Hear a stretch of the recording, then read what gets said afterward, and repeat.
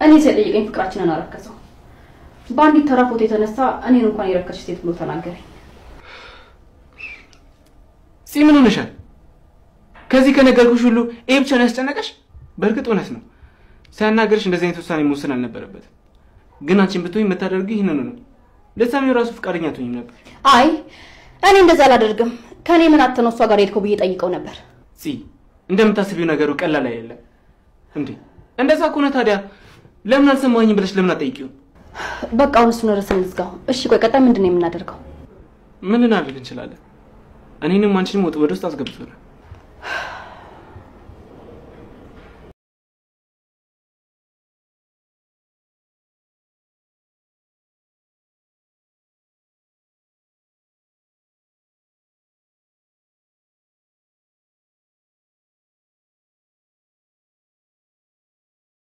ሰላም ሰላም እንደናችሁ ወደ ሰብለ ዩቲዩብ ቤተሰቦች ደህና ናችሁ ወይ የኔ ተወዳጆች እኔ በጣም ደህና ነኝ እግዚአብሔር ይመስገን ሐረግ ድራማ ክፍል 85 ደርሷል ማለት ነው እንግዲህ ሁለቱ ባልና ሚስቶች ቤዛና ናታን እህትና ወንድማማቾችን ደግሞ አፍቅረዋል ሌላ ጉር ደግሞ እዛኛው ቤት ሊመጣ ነው መሰለኝ መቼም እዛ ቤተሰብ ውስጥ የሌለ ጉድ የለም ሔዋን ደግሞ እንግዲህ እስር ቤት አልኩኝ ያው እስር ቤት ወሉት ግን ደግሞ እስር ቤት ይሻላል በርግጥ ከዚህኛው ማለት ነው ሔዋንም በጣም ነው የምታሳዝነው የምሬን ነው ብላችሁ ለሰው ብላ ዋጋ እየከፈለች ያለች ለዛውም ፖሊሱና ማለት ነው እና እኔ ተወዳጆች እንግዲህ እኔ ቪዲዮ ስትጀምሩ ደግሞ በላይክ ጀምሩ ሼር አድርጉልኝ ሐሳብ አስተያየታችሁን ኮሜንት ላይ አስቀምጡ ወደ ዛሬ ቪዲዮ ስንሄድ እንግዲህ ቤዛ ኤፍራታን እህቴ እሺ ውዷ እህቴ ስትላት ምን እንደተሰማት ኤፍራታ ማለት ነው በቃ የሆነ ስትሮንግ ጠንካራ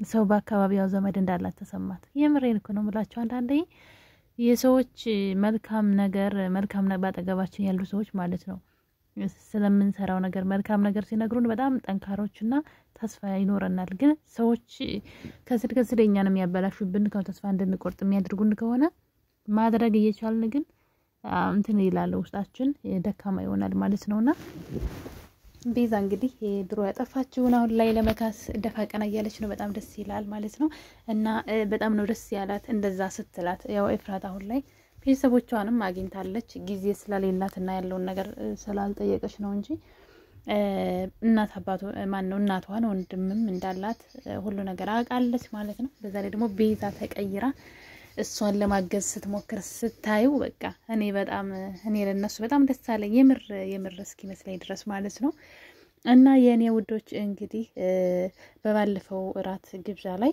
የሆነ ወረቀት በር ላይ ተቀምጦ ነበር ያገኘችው ጽዮን ማለት ነው ጽዮን እንግዲህ ወረቀቱን ሙሉን ያነበበችው አይመስለኝም ጀስት እግዚአብሔር ያጽናህ የሚለውን ብቻ እንዳየች እነሱ ሐሳቡን ስላስቀየሯት አልተነበበም እንጂ ወደታች ብታነብ ሌላም ጉድ ይዞ ሊሆን ይችላል ወረቀቱ ማለት ነውና ያን ነገር ሊያደርግ የሚችለው ማን ነው ከተባለ እንግዲህ ሉሊት ይሄን ታረጋለች በያላስብም ለምን ገንዘብ ነው እሷ የምትፈልገው ለዛ እንዲሁ ተነግራት ነበር ማንንም አትፈራም ግን ገንዘብ ትፈልጋለች እሷ በገንዘብ ነው የምታስፈራራቸው ያን ወረቀት እሷ ትሰጣለች ብዬ አላስብም እንዲሁ ደግሞ ያፌትም ደግሞ እህቱ ስለሆነች እንድትጎዳበት አይፈልግም ካይኗ ዘለላ እንባ ጠብ እንዲል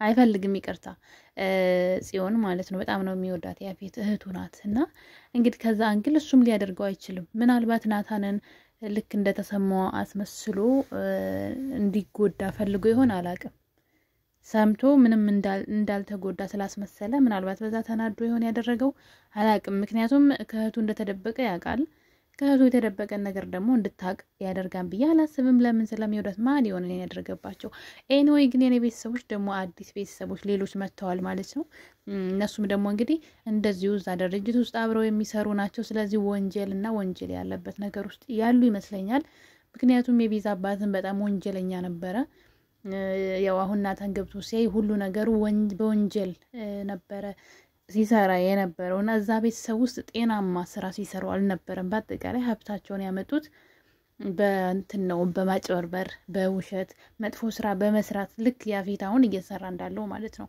ያፌትም ከነሱ የተማረው ከአባቱ የተማረው ነው ያደረገ ያለውና እንግዲህ ከዛን ግን ምናልባት ቤዛ ወደፊት ቤቷን ሁሉ ልታጣው ትችላለች። እውነት ለመናገር ጎዳና ሁሉ ትወርቅ ትችላለች፣ አይታወቅም። ላይኖራት ሁሉ ይችላል። ይሄ ያላት ሁላ ማለት ነውና በፊት ስትመካበት የነበረው ሁሉ የሰው ገንዘብ እና በስርቆት በማጨበርበር በመጥፎ ስራ የመጣ ስለሆነ ማለት ነው። ግን ቤዛ ደግሞ ስለተቀየረች እንድትጎዳ ነው በበኩሌ አልፈልግም ከዚህ በኋላ።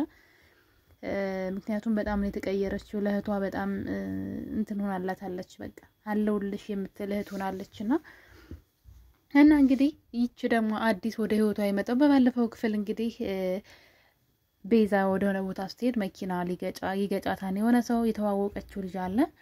ሌላ ደግሞ ናታን የሆነች ልጅ ታግታ እንደዚሁ ያዳናት ልጅ አለች። እነዛ ልጆች እንግዲህ ወንድምና እህት ናቸው። እናታቸው ደግሞ ትልቅ ድርጅት ውስጥ የምትሰራ ልክ እንደ ያፌት አይነት ስራ የምትሰራ ሴት ናት። እና እንግዲህ ናታን ሴቷን ልጅ አግኝቶ አፍቅሯታል።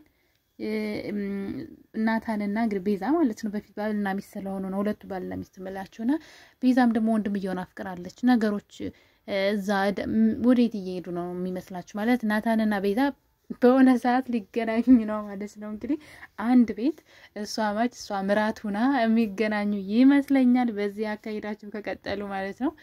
ግን በጣም የሚያስጠላው ነገር ግን የዛ ቤተሰብ ውስጥም ወንጀለኛ ናት እናትየዋ። እንደዚሁ መጥፎ ስራዎችን የምትሰራ ሴት እንደሆነች የያፌትንም ስራዎች ያኔ በማጨበርበር በሌላ እቃ ቀይራ እንዳመጣችበት ምናምን እያየን ነበርና እንግዲህ የኔ ውዶች ከዛ ሁሉ በላይ ደግሞ በጣም ያሳዘነች ሔዋን ናት። ሔዋን ልክ እንደ ኤፍራታ ዋጋ እየከፈለች ነው። ኤፍራታ ዋጋ እየከፈለች ነው።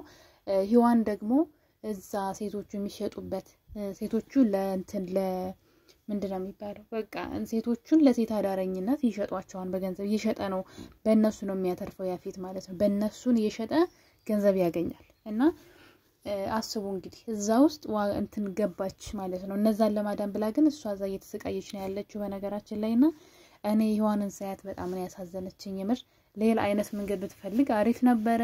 ግን አንዳንዴ እንደዚህ እውነት አለ ወይ እንደዚህ ለሰው ዋጋ የሚከፍል ለዛውም ፖሊሱ ነው በዚህ ዘመን ማለት ነውና አለ ወይ ነው? መሬት ላይ የለም። እንደውም እናንተን እያሳደደ በተቀመጣችሁበት የሚገላችሁ ዝም ብሎ ነገር የሚፈልጋችሁ እንኳን አይደለም ተበድላችሁ ከሄዳችሁ ከበደላችሁ ላይ በደል በመጨመር የሚያሳዝናችሁ ነው ያለ ኢትዮጵያ ውስጥ ፖሊስ በሉት ምን ህግ በሉት ምን በሉት በቃ ገንዘብ ብቻ ነው የሚፈልጉት። ገንዘብ ከሰጣችኋቸው እሷ ግን እንደው የለም መሬት ላይ የሌለውን ግን እሷ ግን ስትኖረው በቃ እስከ ዋጋ እስከ መክፈል ህይወቷ ላይ ማለት ነው። ሌሎች ብዙዎችን ለማዳን ራሷን ለመጥፎ ነገር ውስጥ ከተተች እና በጣም ነው ያሳዘነችኝ። የምሬ ነው ብላችሁ ሔዋን እዛ ውስጥ እንዴት ልትወጣ ትችላለች? በእርግጥ እሷ አሁን የምታስበው ምንድነው? ያፌት እንግዲህ እንደለመደው በሱ ቤት እሷ ምንም አታውቅም ስለሱ እሱ ወንጀለኛ እንደሆነ አታውቅም ምናምን በቃ እንደዛ ስለሚያስብ ያው ለሰው ሊሸጣት ነው እሷን ማለት ነው። በዛ ሰዓት እንግዲህ ያለው ነገር ይስተካከልላታን ብዬ ተስፋ አደርጋለሁ። ሲሸጣት ነገሮች ይስተካከሉላታን ብዬ ተስፋ አደርጋለሁኝ። ያለዛ ግን ለሷ በጣም ከባድ ነው ማለት ነው። ደግነቱ ግን ያፌት እሷ እንደምታውቀው አለማወቁ አይጎዳትም ብዬ ተስፋ አደርጋለሁ። ያወቀ ቢያቅ ግን እንደምታጋልጠው ስለሚያቅ አስቡ ፖሊሱና ከዛ ደግሞ እሱን እንዳወቀችው ቢያቅ በጣም ከባድ ነበር ለሷ። ግን ራሷን ደብቃ ስለሆነ በሱ ቤት ምንም ነገር በቃ ማንንም አያውቅም። የሱ ጉድ ምንም ማንንም ሰው አያውቅበትምና እንግዲህ ያው ያፌት እንደሚታወቀው ወንጀለኛ ከመሆኑም አንፃር ከማንንም ጋር ማን እንደሆነ ብዙ ሰው ያሰራን ግን አለቃቸው ማን እንደሆነ እንኳን ራሱ አያውቁም።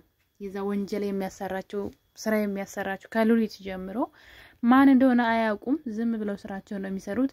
አሁን ሉሊት እንግዲህ እሱ አምጡልኝ እሷን ብሎ እሷ ነበረች ድርጅት ውስጥ የምትሰራው ማለት ነው። እንግዲህ አምጡልኝ ብሎ ሲል እሷ ፈርታ ወደ ቤት ስትገባ እሱን ነገር ለኤፍራታ ተነግራታለች ማለት ነው። ቤዚ እንግዲህ ለኤፍራታ ትልቅ መረጃ ነው። ምክንያቱም ምን እየሰራች እንደሆነ ለማወቅ ብዙ አይከብዳትም። ምክንያቱም ሉሊት ምን እያደረገች እንደሆነ ከያፌት ጋራ ነገሩን ታጣራለች በቀላሉ ብዬ አስባለሁኝ።